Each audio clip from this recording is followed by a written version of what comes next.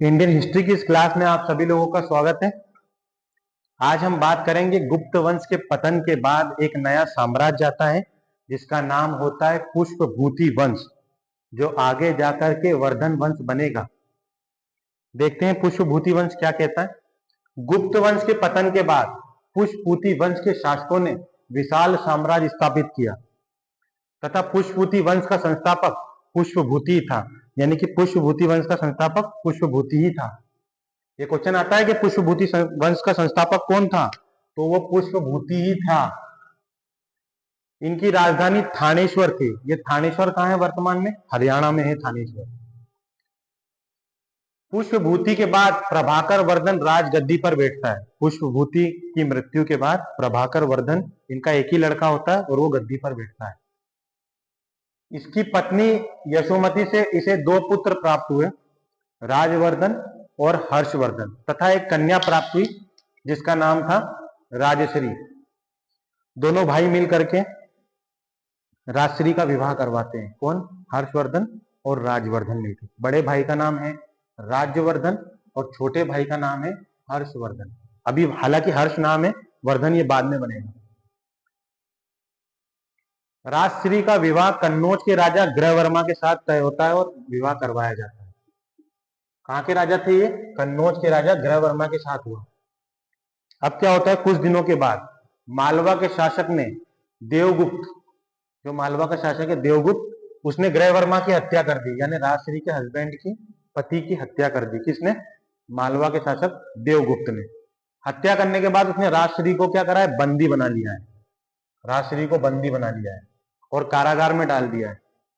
इसका पता राज्यवर्धन को चलता है, यानी कि बड़े भाई राज्यवर्धन को इसका पता चल जाता है और वो क्या करता है? और वो देवगुप्त, मालवा के शासक देवगुप्त की हत्या कर देता है।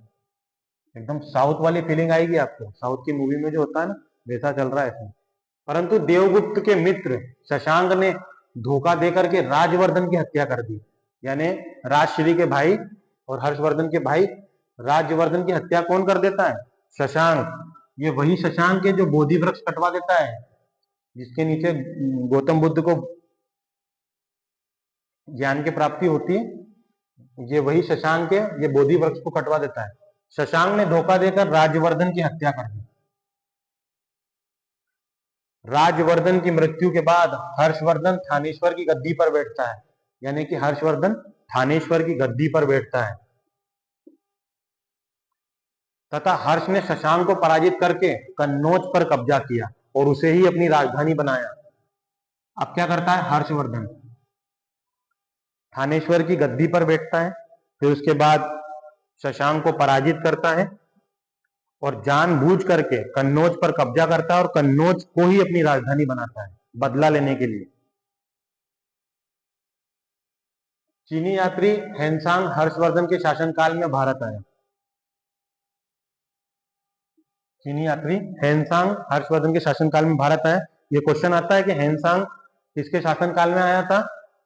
हर्षवर्धन के शासनकाल में आया था। गद्दी पर बैठने के बाद हर्षवर्धन कहता है कि आज से ये जो वंश है इसका नाम होगा वर्धन वंश।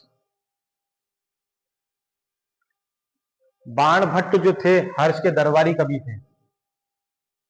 बाणभट्ट जो थे हर्ष के दरबारी कवि थे। इन्होंने क्या क्या रचनाएं की हैं? रचनाएं की हैं हर्षचरित तथा कादंबरी। इनकी 2 रचनाएं हैं और ये आती है एग्जाम में। हर्षवर्धन ने भी 3 नाटक लिखे हैं। हर्षवर्धन ने भी 3 नाटक लिखे हैं।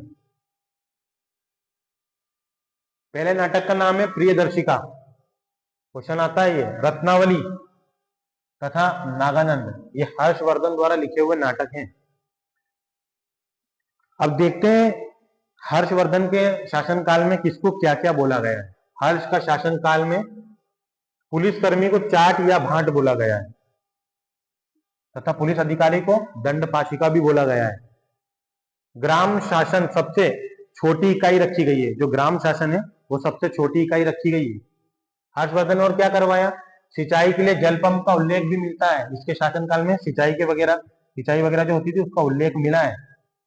मथुरा उस समय सूती वस्त्रों के निर्माण के लिए बहुत ज्यादा प्रसिद्ध था। मथुरा श्री कृष्ण की जन्मभूमि, वही मथुरा। नालंदा विश्वविद्यालय शिक्षा का प्रमुख केंद्र था? ये क्वेश्चन आता है। नालंदा विश्वविद्यालय शिक्षा का प्रमुख प्रमुख केंद्र था। हर्षवर्धन और पुलकेशिन द्वितीय के बीच में नर्मदा नदी पर एक युद्ध होता है जिसमें हर्षवर्धन की पराजय होती है और यहां से वर्धन वंश समाप्त हो जाता है, यानी कि वर्धन वंश का पतन हो जाता है। आगे हम बात करेंगे चौहान वंश यानी पृथ्वीराज चौहान के बारे में, परमार वंश के बारे में बात करेंगे। उसके बाद हमारा मध्यकालीन भारत शुरू हो जाएगा।